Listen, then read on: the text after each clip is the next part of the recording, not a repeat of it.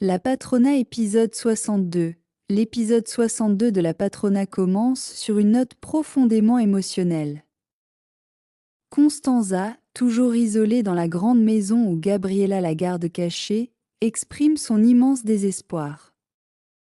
Elle confie que, même après avoir passé la moitié de sa vie enfermée dans un hôpital psychiatrique, elle se retrouve de nouveau prisonnière entre quatre murs, incapable de voir son fils Ricardo.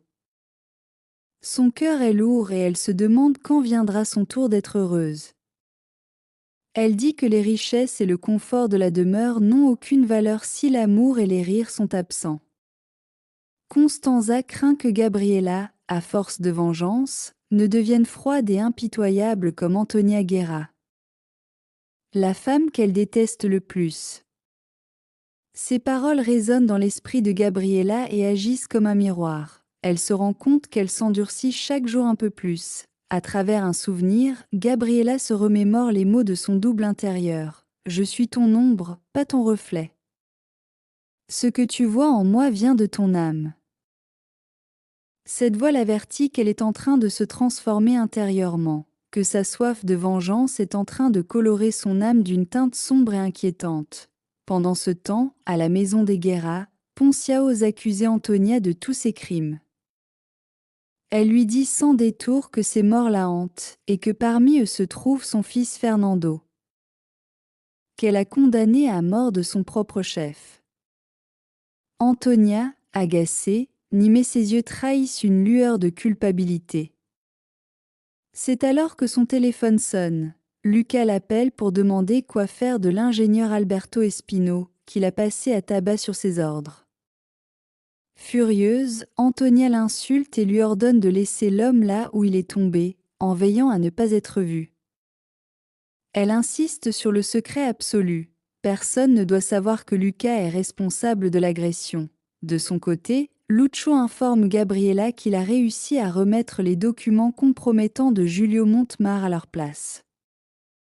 Mais il avoue qu'il a été vu et reconnu. Gabriela n'est pas trop inquiète. Elle est convaincue que Montemar ne prendra pas de risques et se taira pour protéger ses propres intérêts. Plus tard, Gabriela et Lucho ont un moment d'intimité. Elle lui demande s'il la croit capable d'être une femme cruelle. Lucho, avec tendresse, lui répond qu'il la trouve belle, intelligente et pleine de charme, mais qu'elle est parfois impitoyable, même avec elle-même. Gabriela se défend en disant qu'elle reste capable d'aimer profondément, qu'elle chérit son entourage et qu'elle aime son fils plus que tout. Lucho la rassure. Pour lui, elle n'a rien à voir avec Antonia Guerra. Certes, elle est dure et parfois égoïste. Mais jamais elle ne se salirait les mains de sang.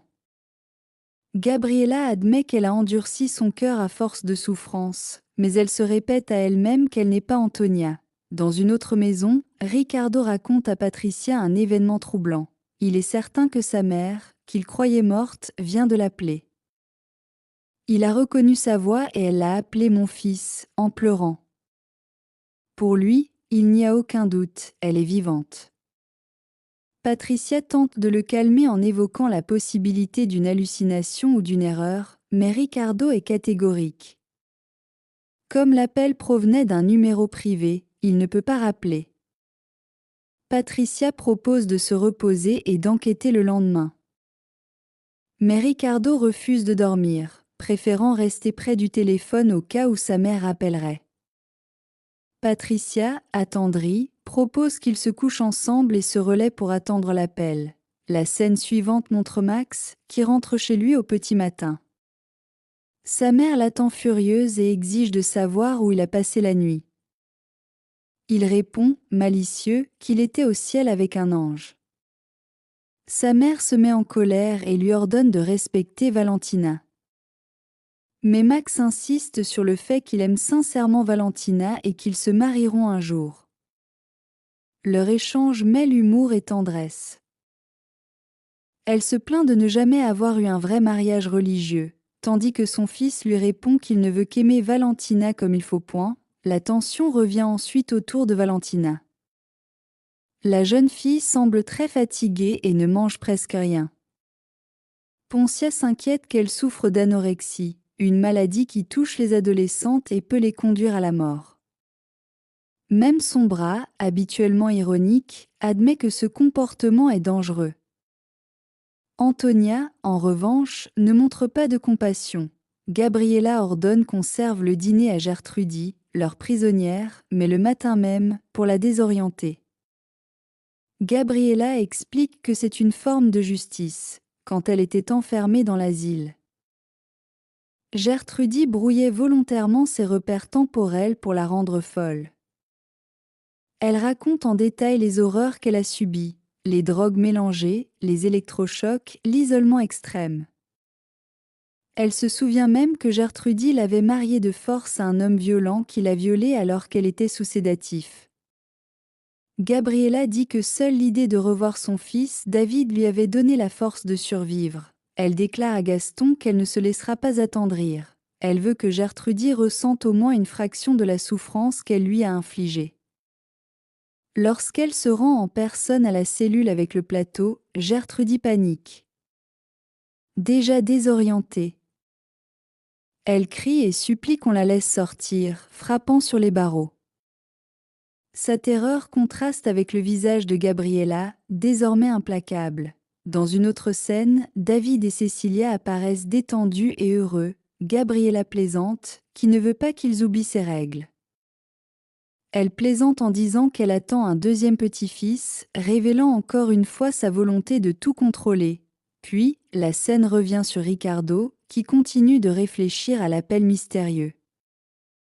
Son inconscient commence à lui ramener des souvenirs d'enfance. Il se souvient avoir vu son père frapper sa mère, la jeter au sol, la battre jusqu'à ce qu'elle le supplie. Il réalise que son père a toujours menti en disant que sa mère les avait abandonnés pour un autre homme. En réalité, elle avait fui les violences conjugales. Ricardo, bouleversé, confronte son père et l'accuse de l'avoir obligé à partir. L'épisode se termine sur une scène dramatique. Constanza, déjà fragile émotionnellement, semble perdre ses forces. Cecilia l'appelle en panique après un bruit de verre brisé. Constanza s'est effondrée, sans connaissance mettant fin à l'épisode sur un moment de suspense et d'angoisse. C'est la fin.